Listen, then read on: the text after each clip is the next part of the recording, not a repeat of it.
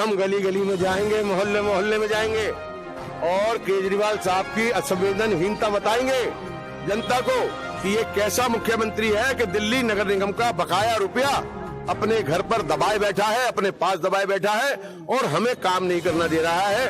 हमारा एक एक कार्यकर्ता हर गली में, हर मोहल्ले में जाकर जनता को बस मैनेजमेंट का एक बहुत ही साक्षात बढ़िया उदाहरण है मिस मैनेजमेंट का। 15 साल का कुशासन और दिल्ली की जनता एमसीडी में त्रस्त हो गई है और इस बार दिल्ली की जनता एमसीडी के चुनाव में भाजपा को पूरे रूप से सफाई का मन बना चुकी है। जैसा दिल्ली की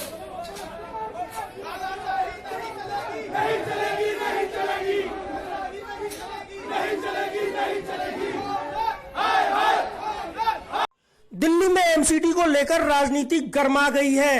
एमसीडी के 13,000 करोड़ रुपए की मांग को लेकर पिछले 5 दिनों से तीनों नगर निगमों के मेयर मुख्यमंत्री केजरीवाल के आवास पर धरना दे रहे हैं और आज भारतीय जनता पार्टी ने आम आदमी पार्टी के 62 विधायकों के आवास पर प्रदर्शन किया और एमसीडी के 13,000 करोड़ रुपए जारी करने की मांग की। इस अवसर पर सदर विधायक सोमदत्त के आवास पर भी भारतीय जनता पार्टी के कार्यकर्ताओं ने जोरदार प्रदर्शन किया। इस दौरान भारतीय जनता पार्टी के वरिष्ठ पदाधिकारियों सहित विधायक सोमदत्त ने भी टाइगर कमांड के साथ अपनी बातें साझा की।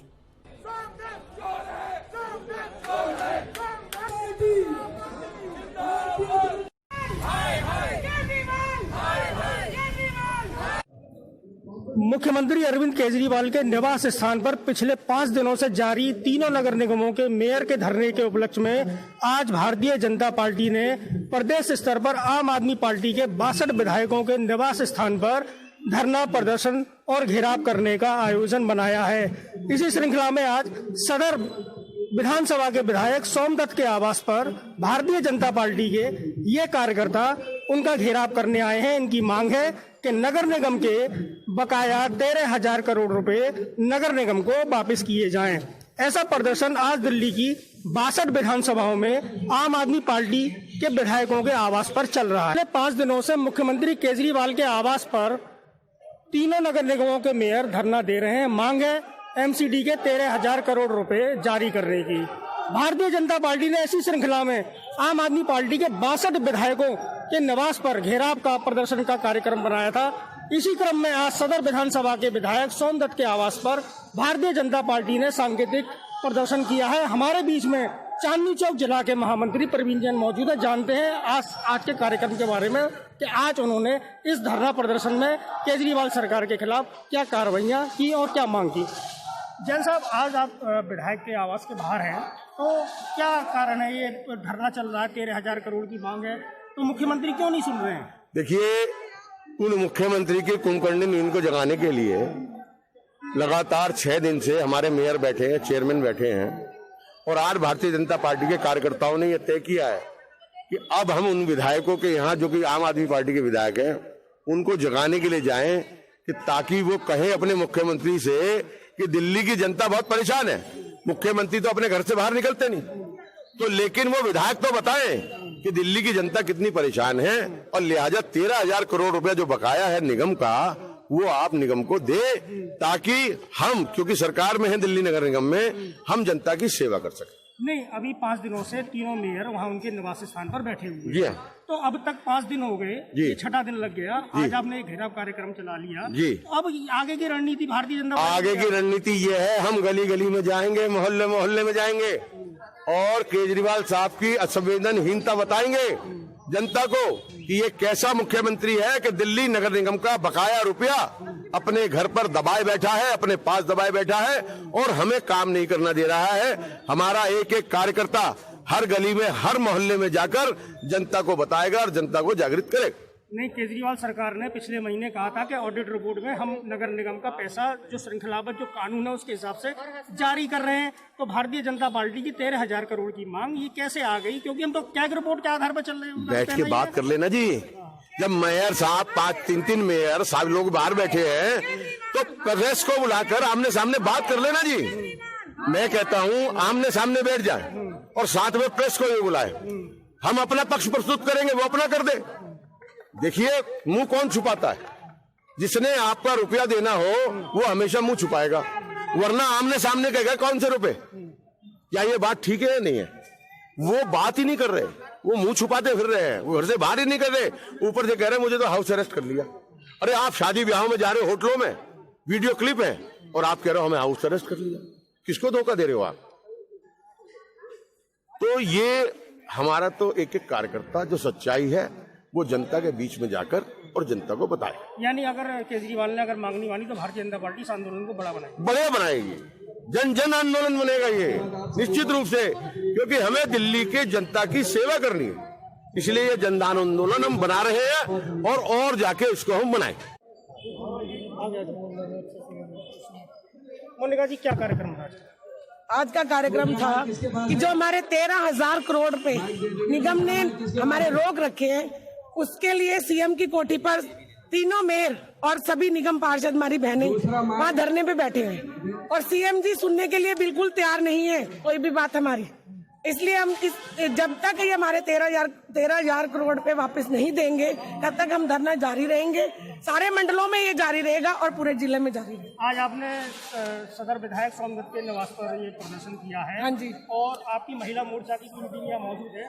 अब यदि इस प्रदर्शन के बाद में भी ये केजरीवाल सरकार ने मांगे, जो आपकी मांग है 13,000 करोड़ की नहीं मांगी, तो आगे क्या रणनीति? आगे ऐसे ही धरना जारी रहेगा, चाहे हम इनका पुतला जलाएं केजरीवाल का, चाहे सोमदत्त का पुतला हमें जलाना पड़े, पूरी बहनें पूरी हमारे साथ कोशिश करके पुतला जलाएंगे और ऐसे ही जारी रहेगा। दरवाजा बंद कर देना।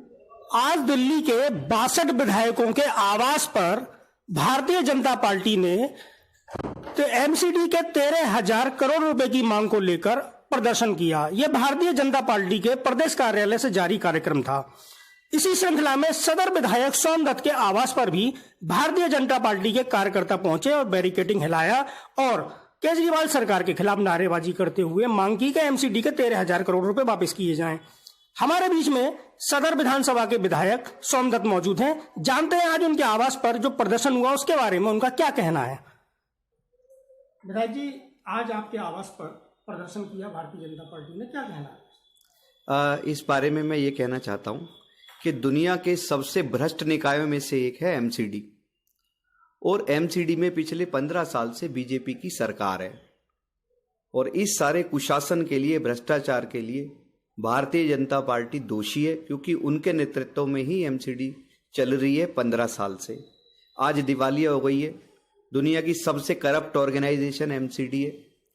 और आज आप राह चलते हुए आम आदमी से भी पूछो कि एमसीडी के बारे में तेरे क्या विचार हैं, तो वो एक ही बात कहेगा, एमसीडी चोर है, चोर है, चोर है, चोर है।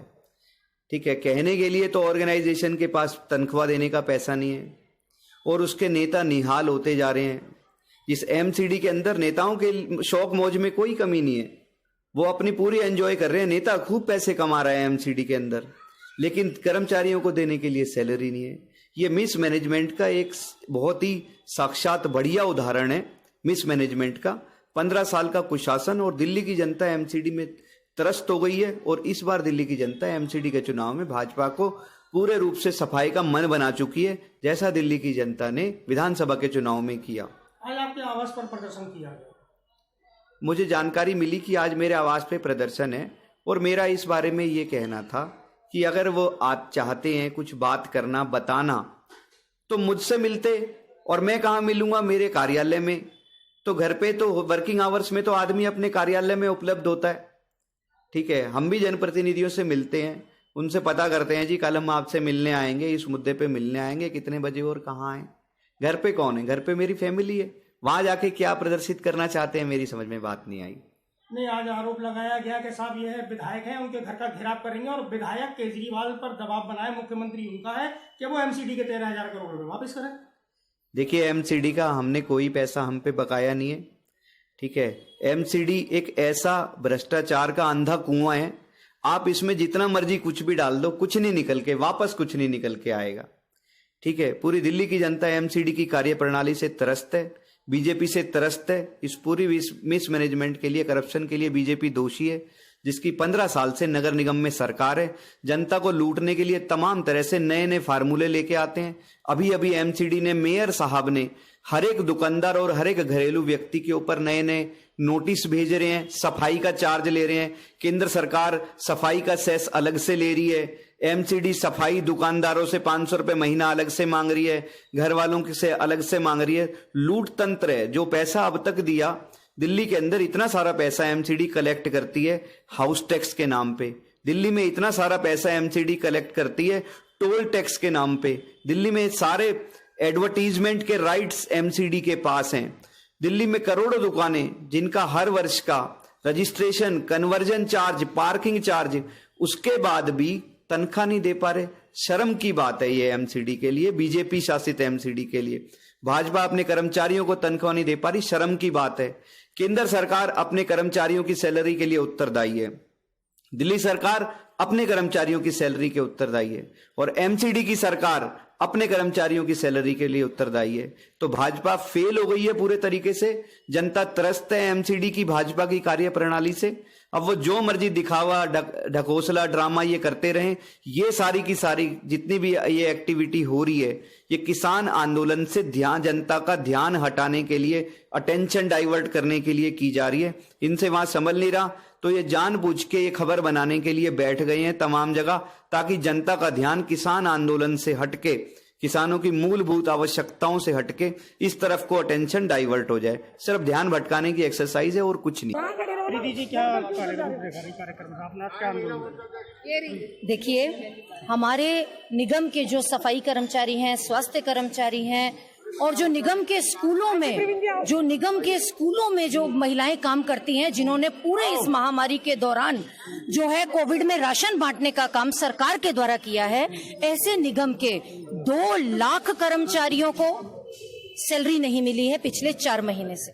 जहां पर वो लोग वैसे मजबूर हैं, बीमारी से ग्रस्त हैं, वहां पर उनको अगर सैलरी नहीं मिलेगी। आपने अभी पूछा कि भारतीय जनता पार्टी एक बहुत बड़ी विशाल पार्टी है, हमारे इतने सारे मोर्चे हैं, हम चाहें तो बहुत सी भीड़ इकट्ठी कर लें, लेकिन ये सांकेतिक धरना है, कम संख्या में धरना है, समझाने के लिए। के बाद में भी बिल्कुल हम तो ये विशाल, आप इसको विशाल बिल्कुल आगे, बिल्कुल जी, बात विशाल की नहीं है। बात ये है कि आप जिनका पैसा रोक रहे हैं, वो जो आप सही बात, आप बहुत बार गलत बातें करते आए हैं। आपके पास किसानों को भड़काने का टाइम है, आपके पास शादियों में जाने का समय है, आप हर काम कर रहे हैं, विज्ञापनों को बड़ा बड़ा लगाने का आपके पास समय है। लेकिन जो लोग आपके घर के बाहर 6 दिन से बैठे हैं, बारिश, गर्मी, धूप, सर्दी सब में बैठे हुए हैं रजाइयां लेकर, क्या वो पदाधिकारी नहीं है? वो भी कहीं के जीते हुए, उनको भी 1-1 लाख लोगों से जीते हुए वो निगम पार्षद हैं, वो महापौर हैं, वो डिप्टी चेयरमैन हैं, वो स्टैंडिंग कमेटी के चेयरमैन हैं, वो आपके प्रदेश अध्यक्ष हमारे वहां पर जाकर बैठ रहे हैं। तो क्या वाकई उनको सुनना नहीं चाहिए? क्या ये असंवेदनशीलता की सरकार नहीं बन गई है, अराजक नहीं है, जिनको संविधान की नॉलेज नहीं है? और क्योंकि एंड टाइम पर जब चुनाव आते हैं तो वो छोटे छोटे लॉलीपॉप निकाल कर लाते हैं, लेकिन हम यहाँ पर संस्कारों की पार्टी है हमारी, हम विचारधारा से बनी हुई पार्टी है हमारी, कोई पेड वर्कर्स नहीं है। ये सारे श्रद्धा सुमन अर्पित करते हैं अपनी पार्टी के लिए, श्रद्धा रखते हैं, विश्वास रखते हैं, और जैसा आदेश मिलेगा, चाहे वो मंडल हो, जिला हो, समिति हो, बूथ हो, कुछ भी हो, हम नीचे स्तर तक जाएंगे, लोगों को जागरूक करेंगे और ये जन आंदोलन बनेगा। इसलिए ये सांकेतिक धरना आज के इस कार्यक्रम में मंडल के अलावा जिले के और कहाँ के पदाधिकारी उपस्थित रहे?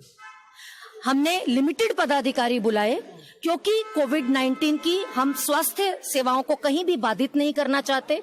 हमारी अध्यक्षता आदरणीय श्री प्रवीण जैन जी ने की, और केवल जिले के पदाधिकारी, मंडल अध्यक्ष और जो मंडल के पदाधिकारी सिर्फ वही थे। बहुत ज्यादा हमने जनता को आह्वान नहीं किया, क्योंकि हम भी कोविड-19 की समस्या को समझते हैं, लेकिन कहीं ना कहीं हमको उतरना होगा। अगर ये इनके कान पर जू नहीं रेंगेगी तो आगे ये विशाल धरना बनेगा।